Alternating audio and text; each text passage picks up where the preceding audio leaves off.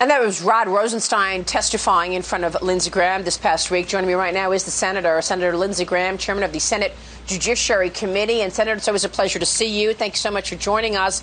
That was your question on whether or not Andrew McCabe lied to Rosenstein. Do you see Rosenstein breaking away from Andrew McCabe? What's your reaction to what took place last week?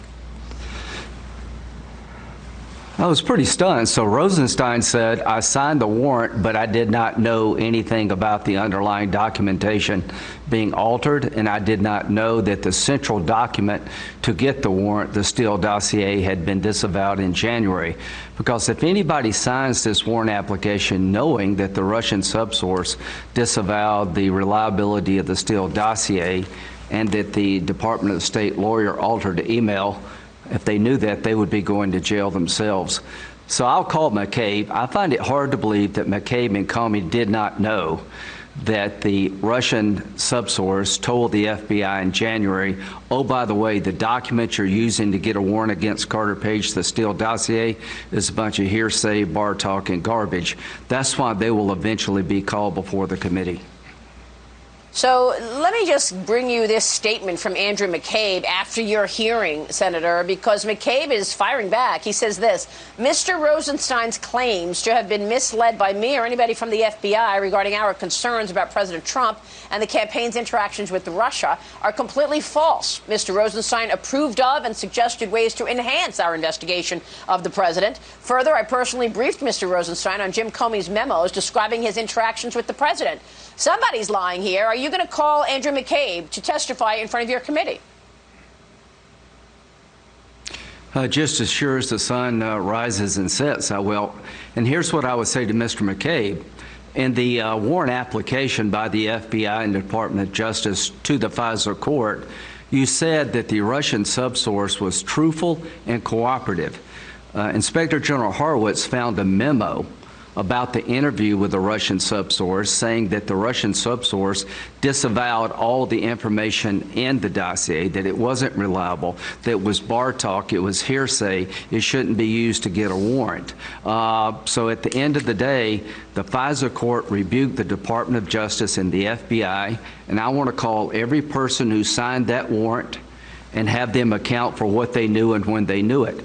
We're not going to let the system blame some low-level intel analyst or case agent for defrauding the court. I believe it goes up to the very top, and I'm going to get to the bottom of it, and that means Sally Yates and Rosenstein and McCabe and Comey are all going to come before the committee, and they're going to be asked, what did you know and when did you know it? Do you think we're going to see jail time here? I mean, they can't all say I didn't know it, right? Well, you see, that's the point of Senator Hawley was very frustrated. He looked at Rosenstein and says, well, if it's not your fault, who is it? He says, I'm accountable and I'm not to blame. Jail time would lie with anybody who had knowledge that the Russian dossier, the subsource, disavowed the Steele dossier.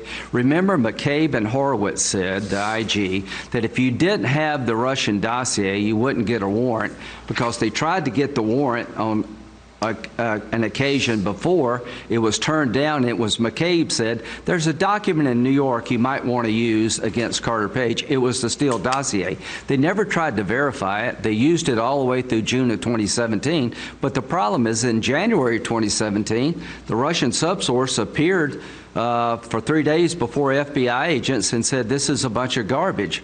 So we're going to find out what happened, and I'm not going to let these people blame some low-level agent or intel analyst unless that's the truth, and I don't think it is the truth. So what you're saying is, if they knew in January of 2017 that the dossier was garbage, and the guy from Russia who brought them the dossier to Christopher Steele also disavowed of the dossier, and yet they still used it to continue getting re-upped warrants for Carter Page, then that was fraud, and that you think that could mean jail time if you can prove that they knew it and they used it anyway? And well, Durham's looking at this. What did Horowitz tell us?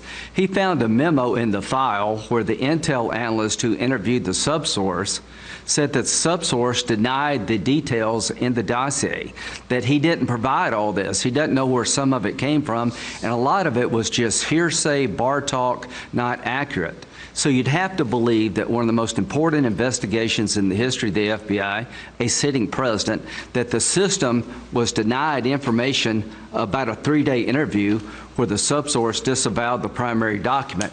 I find that hard to believe, but that's what we're going to be looking at.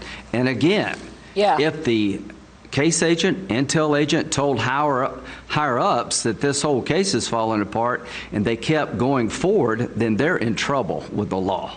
Yeah.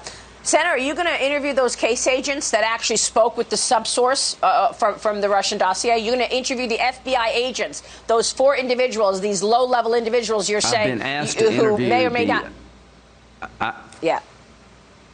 I've made a request to interview the case agent and the intel analyst, and there were 2 other people who interviewed the subsource for 3 days in January, again in March, and again in May, and they're denying me the ability to do that. I'm going to keep working the system. Attorney General Barr has been the most transparent Attorney General in my lifetime. Grinnell released a lot of information, but why did they run all these stop signs? The question is, did the case agent and the intel agent refuse to tell the system about exculpatory information? Does the fault lie with 2 or 3 people, or was it a system out of control? Here's what I think. Every time there was a stop sign for Carter Page or Flynn, the system moved forward because the people at the top did not want to stop. When General Flynn, when in January the 4th, the FBI wanted to clear General Flynn because there was no there regarding him working with the Russians, that's when the January 5th meeting occurred. It was the 7th floor that wanted to continue to look at General Flynn, not the actual agents in the field. Yep. Well, we all want accountability, and we are certainly grateful. The audience is grateful to you, Senator, for starting up those hearings last week. We so appreciate you joining us this morning. Thank you, sir.